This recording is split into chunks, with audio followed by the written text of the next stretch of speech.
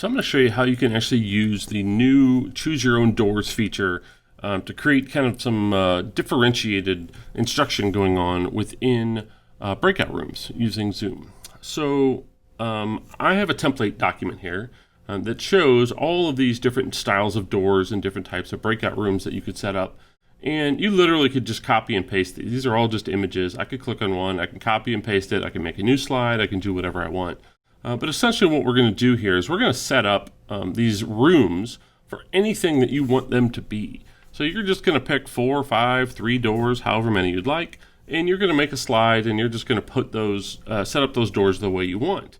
So for example, I have a template here or a slide here, and I just made 4 different doors. And in these 4 doors, they're going to have 4 different purposes. So there's the help room for students that need more help. There's the chat room for students who want to work on their work, but still be able to chat with others about that assignment. There's a quiet room for those who want complete silence. And then there's a next steps room for maybe students who are completed this assignment already, who are ready to maybe move on to what's next.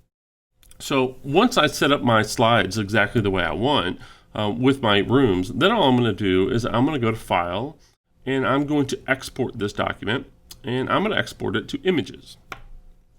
Now it's going to ask me by default to export all of my slides. In this case, I only edited number 4, so I'm just going to say I only need from slide 4 to 4, and I go ahead and hit next, and it will export that document, and it's going to actually make a folder on my desktop called Breakout Room Doors, or the name of your presentation, whatever it's called. And then now, if I go into that folder, this is my image. So here is my Breakout Room Doors. So now from here, what I'm going to do is I'm going to go into Zoom, and I'm going to do my lesson the way I normally would. So I'm going to start off my lesson. I'm going to introduce what we're going to be doing today, and I'm just simply going to share my screen and show students the doors. Now, unfortunately, there's no way to make these doors like active links that would take them into a room. The students just need to know which door is which for whatever purpose. So you could name them, you could number them, you could use the colors. And if you keep it the same all the time, or use the same colors all the time, it wouldn't take very long for students to learn which doors were for which purpose.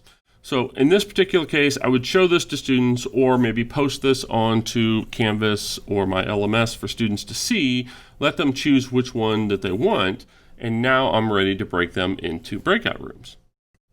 So in order to do that, what I need to do is set up my breakout rooms. So now my students have know what the rooms are going to be. I'm going to tap on breakout rooms, and instead of assigning them automatically or manually, I'm going to let participants choose. So I'll choose how many rooms I want, and then I'll go ahead and hit create. So I have 4 doors, so I would create 4 rooms, and then I will hit create, and it generates those 4 rooms. Now if I want to, I could even rename them so students will know, or maybe this is, again, the help room, just so students know what to expect.